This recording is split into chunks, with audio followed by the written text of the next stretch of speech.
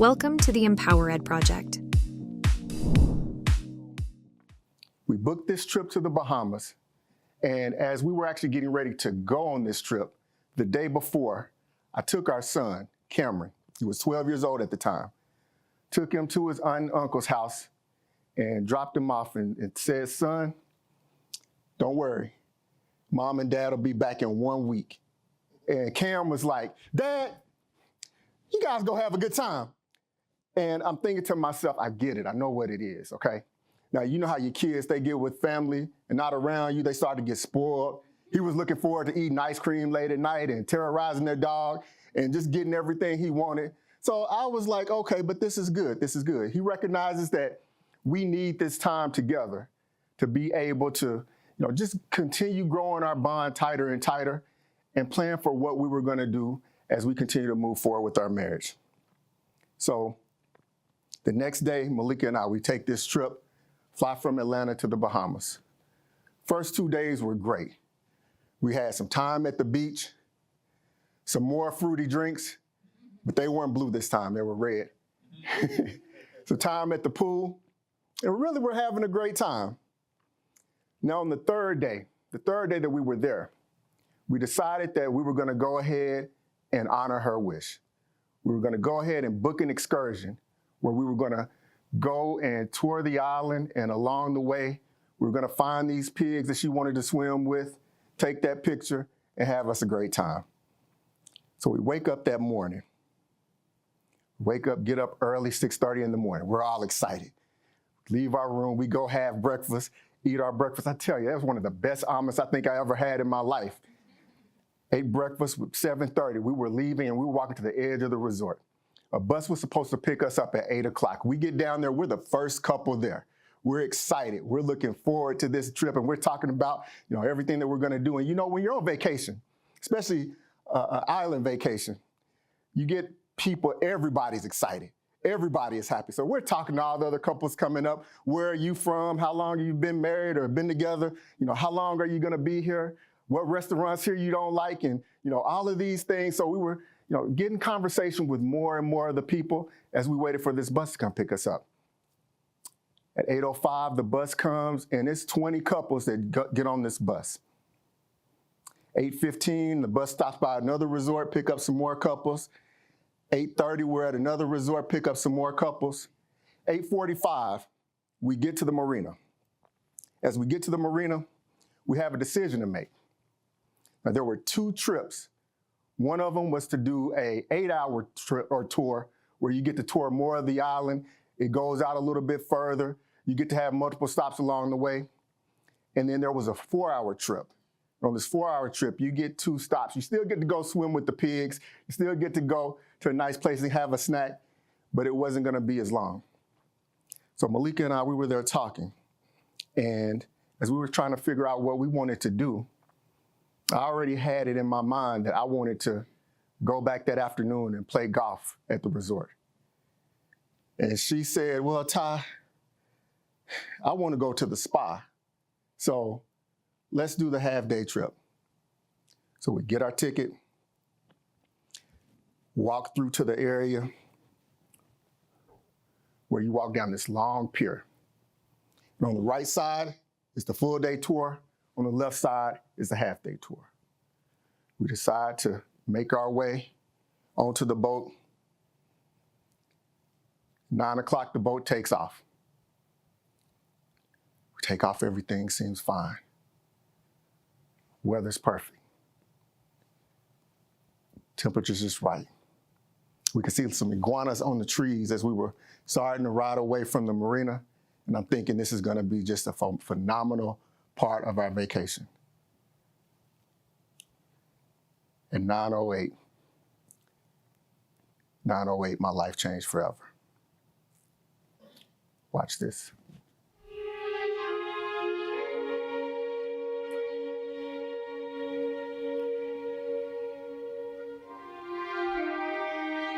They met nearly 2 decades ago while in college at Tennessee State University. She was an AKA with a megawatt smile, a beautiful heart, and a magnetic personality.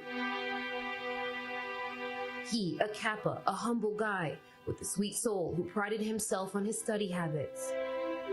They fell in love immediately after meeting at a party. They married 2 years later and had a son, Cameron. Their friends and family described their marriage as the perfect union between two strong, smart, and God-fearing people. Tiran and Malika Jackson were undeniably the envy of most couples. Tonight, authorities in the Bahamas investigating what caused this popular tour boat to explode, killing one American woman and injuring at least 9 others, leaving behind this incinerated floating shell. But on June 30th, Malika died while the two were celebrating their 15th wedding anniversary while vacationing in the Bahamas. She was 39. These are pictures of the duo taken the day before tragedy struck. They were enjoying a romantic getaway when the engine of the tour boat they were on suddenly exploded off the coast of Exuma. 10 American tourists were on board the 40-foot chartered boat at the time of the incident. Tiran lost his leg, broke his collarbone and fractured his pelvis and spine, suffered second-degree burns, and had his left shoulder dislocated. Malika, who was sitting where the engine exploded, was killed. And now Tiran, whose doctors say is a walking miracle, is forced to be a single father. And while his wife is gone, these pictures, memories, their son, are all reminders of the love that was and will forever live inside of his soul.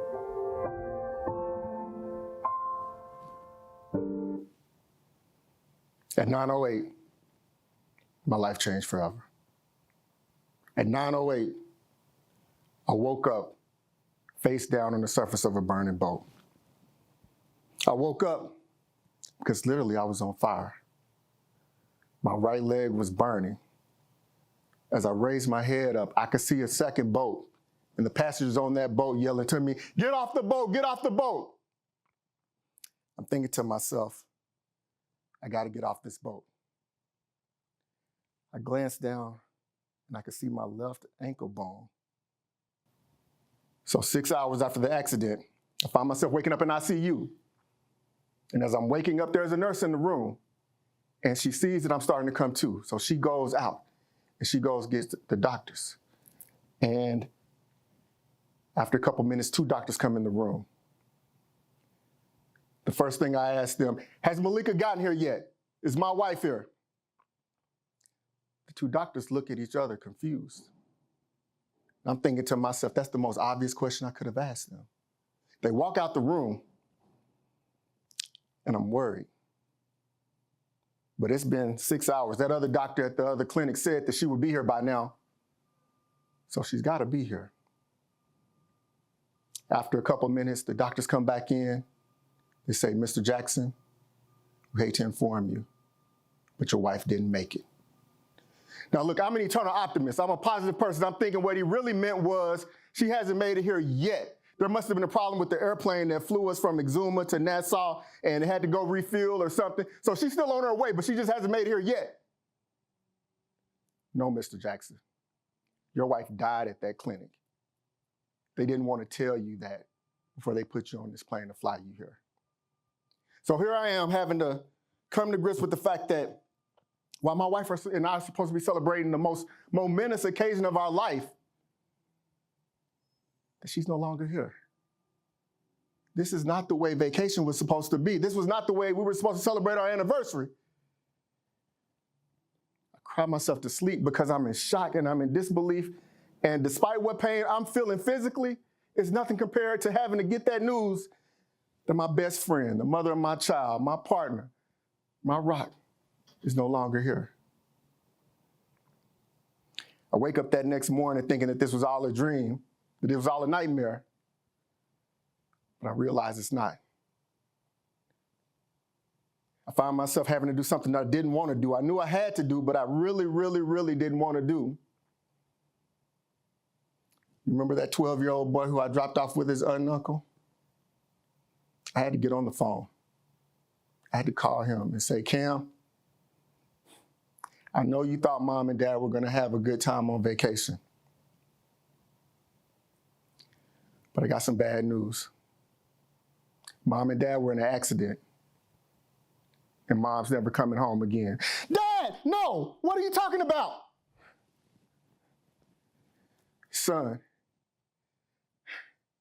I'm sorry. I don't know what happened, but we were on a boat, and something happened to the boat No, Dad. She's gonna be all right, right? Son, we're gonna get through this. Dad, are you gonna be all right? Now here I am, broken, having to tell him, son, yes, I will be all right, when I don't know if I'm gonna be all right. I try to reassure him that mom is in a better place and that she's okay. And he felt comfortable knowing that she was in heaven. But I told him I would reach back out to him later, but that I was gonna be all right.